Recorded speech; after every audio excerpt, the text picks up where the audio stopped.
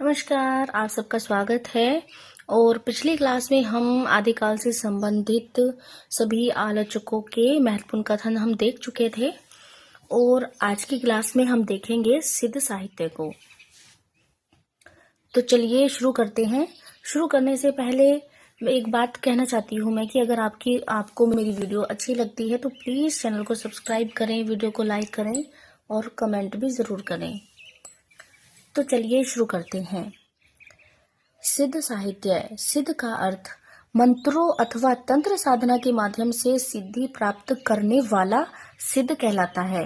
आदिकाल में बौद्ध धर्म की महायान शाखा के वज्रयानी और सहजयानी कवियों द्वारा अपने धर्म का प्रचार प्रसार करने के लिए जिस साहित्य की रचना जनभाषा में हुई उसे सिद्ध साहित्य के नाम से जाना जाता है।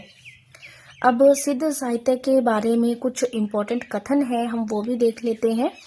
सिद्धों के बारे में जानकारी सबसे पहले वर्ण रत्नाकर, जो कि ज्योतिश्वर ठाकुर की रचना है, से प्राप्त होती है। सिद्धों का समय 8वीं से 13वीं शताब्दी है। सिद्धों के प्रमुख केंद्र हैं श्री पर्वत, नालंदा, विक्रमशिला, असम, तक्षशिला, उड़ीसा, पूर्वी भारत, बंगाल, नेपाल आदि। बाद में मुस्लिम आक्रमणों से आक्रांत होकर ये भोट देश चले गए। सिद्धों की संख्या 84 मानी जाती है। प्रथम सिद्ध जो है वो सरेपा है। साधना की दृष्टि से सिद्धों में सबसे ऊंचा स्थान जो है वो लुइपा का है। अंतिम सिद्ध कवि जो है वो मत्स्येंद्र नाथ है और पांडित्य में सर्वश्रेष्ठ जो है वो कन्हपा है। सिद्धों में योगिनियों की संख्या 4 है। लक्ष्मीकरा, मणिभद्रा, मेघलापा, कनकलापा और आचार्य रामचंद्र शुक्ल जो हैं वो योगिनियों की संख्या केवल 3 मानते हैं।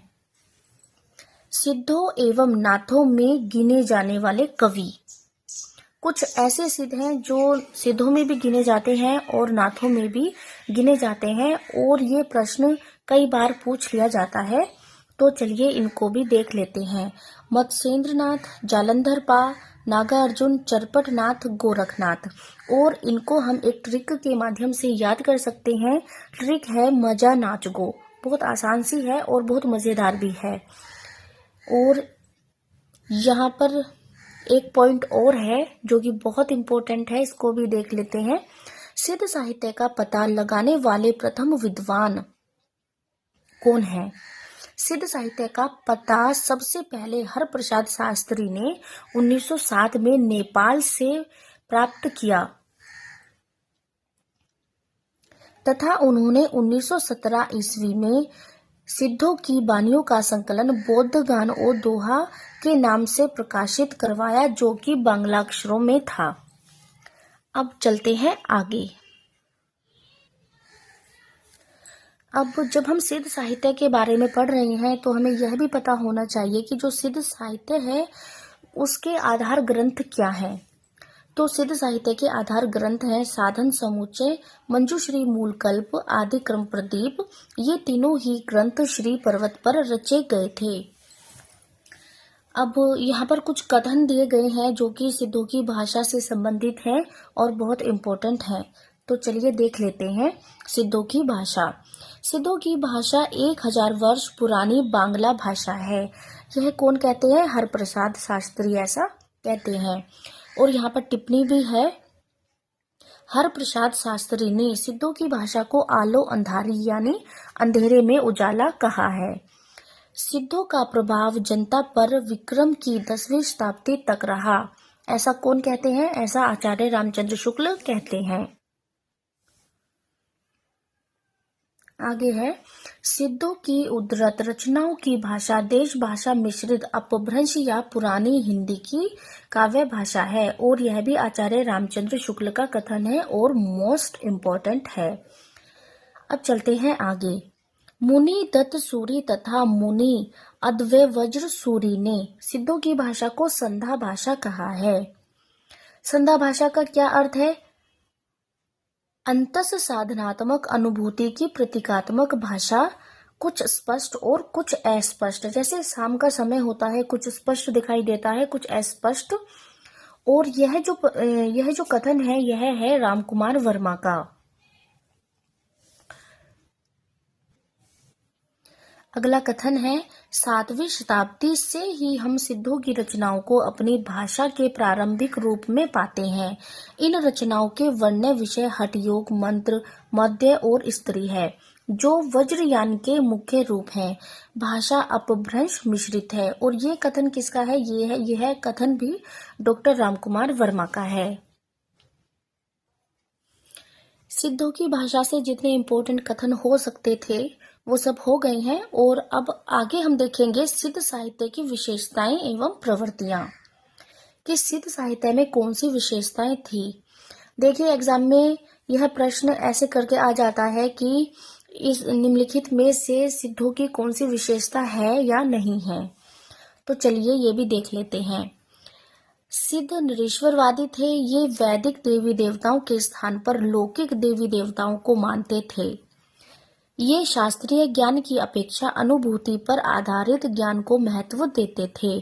सरहपा ने कहा भी है, पंडित सल सत बखानहि देहि बुद्ध प बसंत न जानहि। यह जो पंक्तियां हैं यह सरहपा की पंक्तियां हैं। इन्होंने धार्मिक आडंबरों का विरोध किया है, ब्रह्मवाद एवं वैदिक धर्म का विरोध किया है, तंत्र साधना पर बल दिया है, नारी सहवास को ब्रह्मानंद सहोदर मानते थे।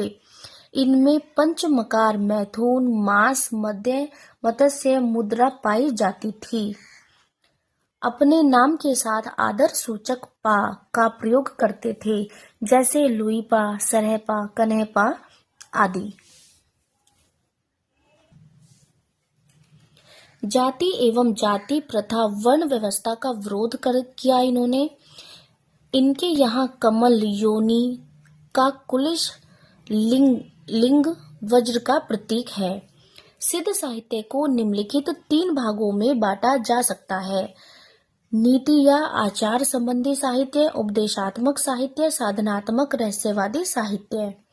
इनमें चमत्कार प्रदर्शन की प्रवृत्ति भी मिलती है, रहस्यवादी भावना भी इनमें मिलती है। उलटबासियों का प्रयोग सिद्ध करते थे। चर्या पदों की रचना दृष्टिकूट शैली में हुई है। साहित्य में शांत एवं श्रृंगार रसों की प्रधानता है। निराशावाद के भीतर आशावाद का स्वर है। वामाचार की पद्धति यानी उल्टा आचरण इनके पतन का मुख्य कारण बना। गुरु को महत्व दिया है। शिव शक्ति की युगल रूप में उपासना है। योग साधना द्वारा शरीर की शुद्धि पर जो सिद्ध थे वो बल देते थे। अब आगे हम देखेंगे सिद्धों पर शोध कार्य करने वाले विद्वान। अब देख लेते हैं सिद्धों पर शोध कार्य करने वाले विद्वान कौन कौन हैं। सबसे पहले बेंडल ने सिद्धों की रचनाओं बानियों का संकलन किया। हरप्रसाद शास्त्री ने सिद्धों की रचनाओं बानियों का प्रकाशन बोधगान और दोहा में बांग्ला में करवाया। प्रबोध चंद्र बागची ने दोहा कोश का संपादन किया। राहुल सांकृत्यानंद ने भी दोहा कोश का संपादन किया तथा हिंदी काव्यधारा 1945 में सिद्धों एवं उनकी रचनाओं का विवरण प्रस्तुत किया। धर्मवीर भारती ने भी सिद्ध साहित्य लिखा। 1968 में शोध प्रबंध के रूप में इन्होंने यह लिखा था। अब सिद्धों के संदर्भ में आलोचकों के मत या कथन हम देख लेते हैं। बौद्ध धर्म विकृत होकर वज्रयान संप्रदाय के रूप में देश के पूर्वी भागों में बहुत दिनों से चला आ रहा था। इन बौद्ध तांत्रिकों के बीच वामाचार अपनी चरम सीमा को पहुंचा। ये बिहार से लेकर आसाम तक फैले थे और सिद्ध कहलाते थे। यह कथन किसका है? यह है आचार्य रामचंद्र शुक्ल का। अगला देख लेते हैं। जनता पर इन सिद्ध योगियों का प्रभाव विक्रम की 10वीं शती से ही पाया जाता है। यह कथन किसका है? यह कथन भी आचार्य रामचंद्र शुक्ल का है। अब देख लेते हैं अगला कथन। उनकी रचनाएं तांत्रिक विधान, योग साधना, आत्मनिग्रह, श्वास निरोध, भीतरी चक्रों और नाड़ियों की स्थिति, अंतर्मुख साधना के महत्व इत्यादि की सांप्रदायिक शिक्षा मात्र है। जीवन की स्वाभाविक अनुभूतियों और दशाओं से उनका संबंध नहीं, अतः वे शुद्ध साहित्य के अंतर्गत नहीं आती। और यह कथन है आचार्य रामचंद्र शुक्ल का यह कथन है। और यह कथन सिर्फ सिद्धों के संबंध में नहीं है, बल्कि आचार्य रामचंद्र शुक्ल नाथों द्वारा रचा गया साहित्य, जैनों द्वारा रचा गया साहित्य सभी को साहित्य के अंतर्गत नहीं मानते हैं। तो यह तीनों के ही संबंध में आचार्य रामचंद्र शुक्ल का कथन है। अब देख लेते हैं आगे। यह जो कथन है यह मोस्ट इम्पोर्टेंट है। जो जनता तत्कालीन नरेशों के स्वेच्छाचारिता, पराजय या पतन से त्रस्त होकर निराशावाद के गर्त में गिरी हुई थी, उनके लिए इन सिद्धों की वाणी ने संजीवनी बूटी का कार्य किया। और यह जो कथन है यह है हजारी प्रसाद द्विवेदी का। अगला जो कथन है वो भी मोस्ट इम्पोर्टेंट है। सिद्ध साहित्य का महत्व इस बात में बहुत अधिक है कि उससे हमारे साहित्य के आदि रूप की सामग्री प्रमाणिक ढंग से प्राप्त होती है। और यह जो कथन है यह है डॉक्टर रामकुमार वर्मा का। अब देख लेते हैं अगले कथन को। सिद्धों की कविता जनता की भाषा से संबंध रखती थी, अतएव साहित्य के क्षेत्र में वह उपेक्षा की दृष्टि से देखी गई। और यह कथन भी डॉक्टर रामकुमार वर्मा का है। सिद्धों की कुछ रचनाएं अपभ्रंश में है, वह भाषा अर्धमागधी अपभ्रंश के निकट ही है। इसे संध्या भाषा भी कहा जाता है क्योंकि यह भाषा अपभ्रंश के संध्या काल में प्रचलित थी। और यह कथन किसका है? यह है डॉक्टर शिव कुमार वर्मा का कथन है। तो सिद्धों के बारे में जो हमारे इम्पोर्टेंट पॉइंट थे वो सब हम पूरे कर चुके हैं। और अगली क्लास से हम देखेंगे कवियों को, उनकी प्रमुख कवि देखेंगे और उनकी रचनाएं देखेंगे। तो इस क्रम में सबसे पहले हम देखेंगे सरहपा को। तो इस क्लास में इतना ही, मिलते हैं अगली क्लास में। धन्यवाद।